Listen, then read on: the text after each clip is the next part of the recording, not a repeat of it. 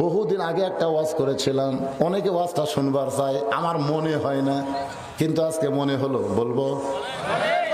লোকটার নাম হলো রবি ইবনে সুলাইমান। ওরা 10 জন বন্ধু মিলে হজে যাবে। আমাদের বাংলাদেশে কিন্তু একটা নিয়ম আছে, হজে যাওয়ার আগে যাকে পাই তাকে জিজ্ঞাসা করে, ভাইজান আমি কিন্তু এবার হজে যাব, তুমি দোয়া করো।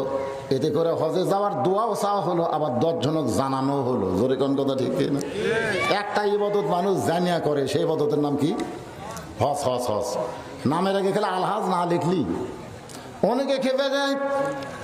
অনেক দূরের একটা আত্মীয় ছিল রবি ইবনে সুলাইমান, সেখান থেকে দোয়া নিয়ে ফেরার পথে রাস্তায় রাত্রেবেলা দেখে রাস্তার পাশে কে যেন কি করতে, কাছে গিয়ে দেখে একটা মহিলা মরা গাদার গা থেকে গোস্ত কাটতেছে আর টোপলা বানতেছে।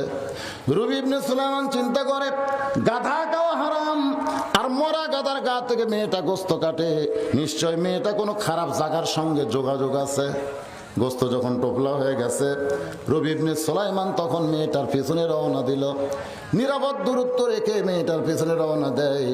মেয়েটা একটা ভাঙ্গা বাড়ির মধ্যে যেই মাত্র ঢুকছে, সঙ্গে সঙ্গে 2টা মেয়ে মা মা বলে দৌড়াইছে। মা বলতেছে, আর কান্দিস না, আল্লাহ রহমত করেছে, 1 টোপলা গোস্ত এনেছি, এই গোস্ত সিদ্ধ করে খাও, আল্লাহর শুকর আদায় করো। রবি ইবনে সুলাইমান চমকে যায়, এইটা কেমন মা? মরা গাদার গা থেকে গোস্ত করে টোপলা আনলো, আবার মেয়েদের বলতেছে সিদ্ধ করে খাও, আল্লাহর শুকর আদায় করো। রবি ইবনে সুলাইমান দেখলেন লোকমা দেওয়া ছাড়া উপায় নাই, তিনি লোকমা দিলেন। মা তুমি কেমন মা? তোমার অসহায় ক্ষুধার্ত মেয়েদেরকে তুমি ধোকা দাও। আমি নিজের চোখে দেখেছি মরা গাদার গা থেকে গোস্ত করে তুমি টোপলা বানছো, আর সেইটা সিদ্ধ করে কেমনে আল্লাহর শুকর আদায় করবে? মেয়েটা বলতেছে, পথিক আমার স্বামী একজন আল্লাহর, আমার স্বামী একজন মুসলমান, ধর্মযুদ্ধে শাহাদত বরণ করেছেন। এরপর থেকে আমরা বড় অসহায়, আমাদের বাড়িতে কোনো পুরুষ মানুষ নাই। আজকে 3 দিন হলে আমাদের বাড়িতে কোনো খাবার নাই। এখন রাতের অন্ধকারকে পর্দা করে আমি খাদ্যের অন্বেষণে বের হয়েছি।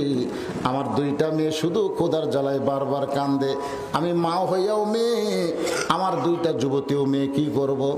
এখন হালাল না হারাম এটা তমিজ করার ক্ষমতা আমার নাই, মরা না জেতা এটা ভাবার চিন্তা আমার নাই। আমি গোস্ত পাইছি, আমার মেয়েদেরকে দিয়েছি, ওরা খুশি হয়ে সিদ্ধ করে আল্লাহর শুকর আদায় করে খাবে। রবি ইবনে সুলাইমান বলে, মা ওই মরা গাদার গোস্ত তোমার মেয়েদেরকে খাওয়ায় না, বরং আমি এবার হজে যাব, আমি আর হজে যাব না, আমার হজের সমস্ত সম্পদ আমি তোমাদেরকে দান করে দিব।